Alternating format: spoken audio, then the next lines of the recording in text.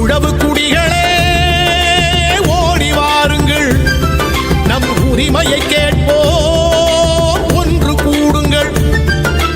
உழவு குடிகளே ஓடி வாருங்கள், நம் உரிமையை கேட்போம் ஒன்று கூடுங்கள். மருத்துவரையா அழைக்கின்றார், உழவர் மாநாடு நடத்திட அழைக்கின்றார்.